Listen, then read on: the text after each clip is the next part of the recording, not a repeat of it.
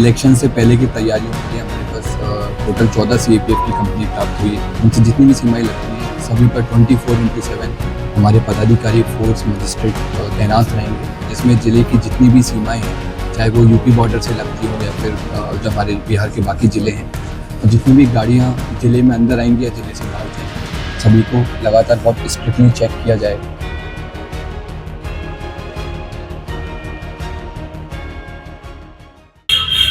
पटना में निर्वाचन आयोग के द्वारा प्रेस कॉन्फ्रेंस के बाद गोपालगंज में जिला निर्वाचन पदाधिकारी और एसपी ने प्रेस वार्ता किया है।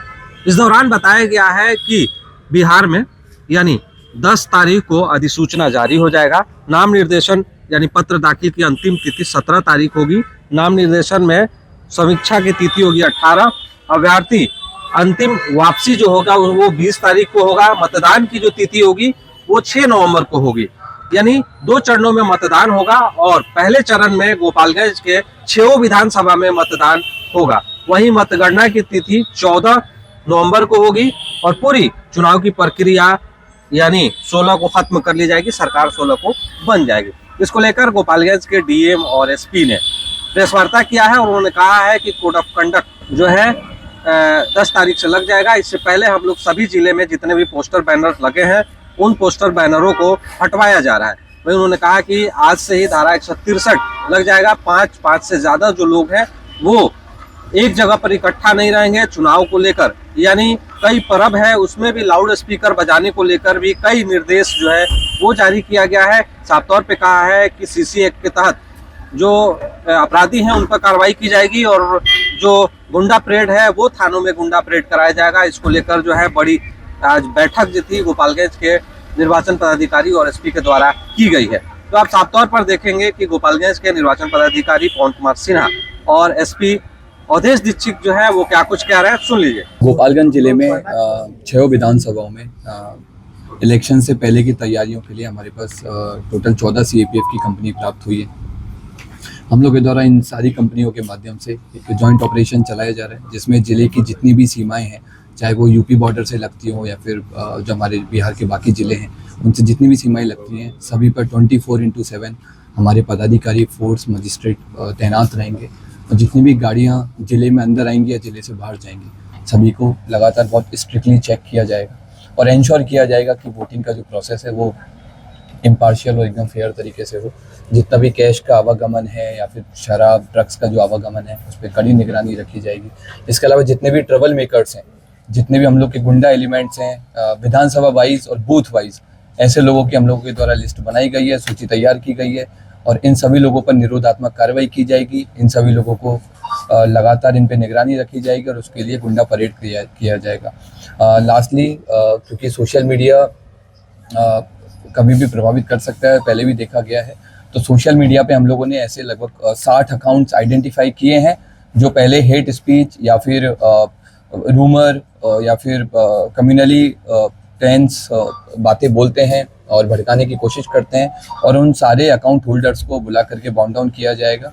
इसके अलावा भी आप सभी लोगों से अपील है कि कोई भी व्यक्ति या कोई भी सोशल मीडिया अकाउंट द्वेष भावना फैलाने की कोशिश करता है या फिर किसी पे पर्सनल अटैक करता है, तो हमारे सोशल मीडिया टीम को या फिर मेरे फ़ोन नंबर पर आप लोग उसका स्क्रीनशॉट भेजें और हम लोग उस पर सुसंगत धाराओं में कार्रवाई करेंगे और बहुत एक स्ट्रॉन्ग मैसेज इन सभी को देंगे। सीसीए भी लगाया गया है, कितने लोगों को सीसीए की और निरोधात्मक कार्रवाई की ये एक प्रक्रिया है और अभी हम लोगों ने ऐसे लगभग 60 लोगों को आइडेंटिफाई किया है और आने वाले दिनों में भी और भी लोगों को आइडेंटिफाई करके उन पर कार्रवाई की जाएगी। ये सूची अभी तैयार नहीं है, इस पर अभी काम किया जा रहा है। अभी 14 कंपनी हमारे पास आई है और आने वाले टाइम में उम्मीद है कि और भी कंपनीज मतदान केंद्र पे तो 3 लेयर्स में रहेगा। बाहर हम लोग का लोकल पुलिस रहेगा, फिर चौकीदार रहेगा, हम लोग के होम गार्ड्स रहेंगे और CAPF का फोर्स रहेगा। क्षेत्र में FIR किया जाएगा। FIR करके जो सुसंगत धाराओं में FIR करने का जो लीगल प्रोसेस है वो फॉलो की जाएगी। इलाके में उसके लिए हम लोगों ने माउंटेड जो घोड़ा जिसको बोलते हैं, घोड़े वाली जो फोर्स रहती है, माउंटेड फोर्स, उसके लिए हम लोगों ने रिक्विजिशन दिया है। जल्दी हमको माउंटेड फोर्स भी मिलेगा। सर सेंसिटिव बूथ एरिया में उसके लिए क्या व्यवस्था किया जाए? हम लोगों ने जितने भी सेंसिटिव बूथ्स हैं उनको आइडेंटिफाई किया है, और जैसा भी डीएम सर ने बोला कि उसको ये प्रक्रिया है, आगे भी और भी जितने भी ऐसे वल्नरेबल बूथ हैं, सेंसिटिव बूथ्स हैं, इनको आइडेंटिफाई करने की प्रक्रिया लगातार चल रही है, और इन पे हम लोग खुद पर्सनली जा करके घूमेंगे और वोटर में कॉन्फिडेंस देने की कोशिश। अभी जो प्रेस नोट जारी हुआ उसके हिसाब से 2 चरणों में चुनाव होगा, और गोपालगंज जिले का चुनाव फर्स्ट फेज में है। और ये चुनाव का जो अधिसूचना जारी होगी 10 तारीख को जारी होगी। 7 दिन तक नॉमिनेशन दिए जाएंगे, तो नॉमिनेशन लेने की अंतिम तिथि 10 तारीख है, 17-10-25 है। एक दिन नॉमिनेशन की समीक्षा के लिए है, तो 18 तारीख को समीक्षा होगी, स्क्रूटनी होगी। 20 को अभ्यर्थी अपने नॉमिनेशन को वापस ले सकेंगे। अब मतदान की तिथि हमारा 6 नवंबर है, और मतगणना की तिथि पूरे बिहार में एक ही तिथि है, वो 14 नवंबर को है। पोस्टर भी हटाए जा रहे हैं, कब तक की प्रक्रिया चलेगी? देखिए, ये सामान्य नियम है निर्वाचन का कि जैसे ही प्रेस नोट जारी होता है आचार संहिता प्रभावी हो जाती है। उसी आचार संहिता के प्रभावी होने के दृष्टिकोण से अगले 24 घंटों के अंदर सभी सरकारी कार्यालयों में, उसके अगले 24 घंटे में तो 48 घंटे के अंदर सभी सरकारी संस्थानों में और इसके अगले 24 घंटे में तो 72 घंटे के अंदर निजी भवनों से जो डिफेसमेंट ऑफ प्रॉपर्टी एक्ट के तहत उसमें कार्रवाई की जाती है, और इसमें हम उसी के तहत हम लोग कार्रवाई कर रहे हैं। तो कुल कितने मतदाता इस बार मतदान करेंगे और उसके लिए कितने मतदान केंद्र बनाए गए हैं? देखिए, अभी हमने आपको शेयर किया है, अभी तक जो हमारे पास SIR के बाद और अभी तक की स्थिति 18,12,326 मतदाता हैं। और कल तक ही, मतलब चूंकि निर्वाचन के नॉमिनेशन के अंतिम तिथि के 10 दिन पूर्व, मतलब 17 तारीख जब अंतिम तिथि है, तो 10 दिन पूर्व, मतलब कल तक 7 तारीख तक जो भी एप्लीकेशंस आएंगे फॉर्म 6 के तहत उनको इंटरटेन किए जाएंगे। तो अंतिम फिगर थोड़ा सा कल का वेट कीजिए, फ्लक्चुएट कर सकता है।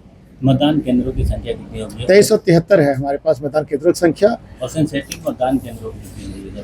सेंसिटिव जो मतदान केंद्र है, सेंसिटिव मतदान केंद्र पर अभी हमारा चूंकि VM2 VM3 रिपोर्ट अभी बाकी है, वल्नरेबिलिटी मैपिंग 2 और 3 बाकी है, और ये रिपोर्ट ऑब्जर्वर साहब के सहयोग के साथ बनता है। तो अंतिम तौर पर ये फिगर आपको बाद में दिया जाएगा, जब हम ऑब्जर्वर साहब के साथ बैठ के इस पर वार्ता सर करेंगे। गंडक क्षेत्र में जो बूथ की क्या व्यवस्था की गई है? गंडक क्षेत्र में क्या समस्या है?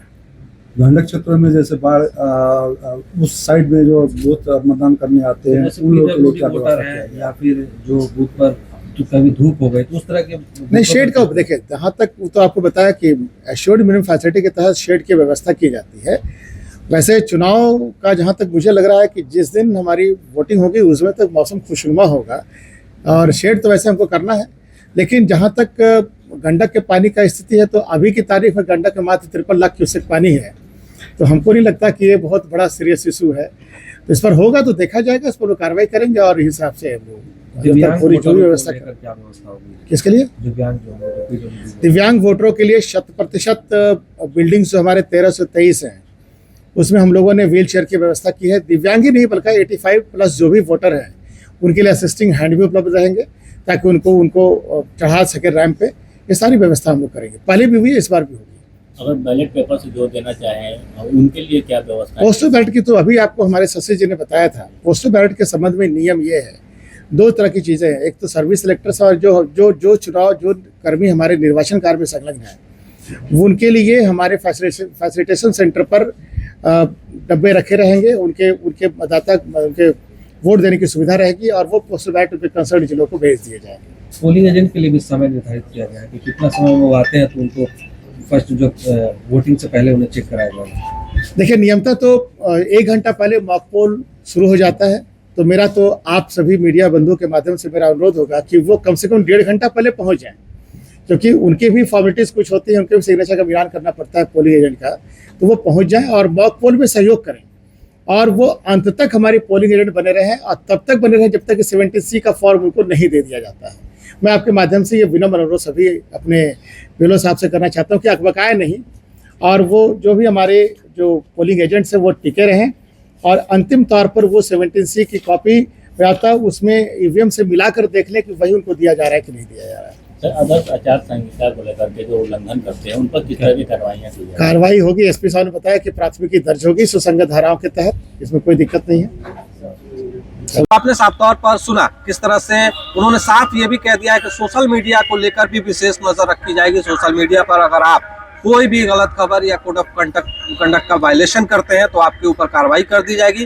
किसी के पक्ष में अगर आप खबर चलाते हैं तो उस पर भी निगरानी रखी जाएगी। ऐसे 60 लोगों को पहले भी चयनित किया जा चुका है, उन्हें बॉन्ड डाउन कराकर छोड़ा जाएगा, उन्हें हिदायत दी जाएगी। तो आप अलर्ट रहिए, अगर आप गड़बड़ी करेंगे तो आपको किसी भी हाल में बख्शा नहीं जाएगा, चूंकि आचार संहिता 10 तारीख से लग जाएगा और चुनाव की सारी प्रक्रिया की शुरुआत हो जाएगी। आप देख रहे हैं लाइव टुडेज, मैं हूं गोपालगंज से आयाज अहमद।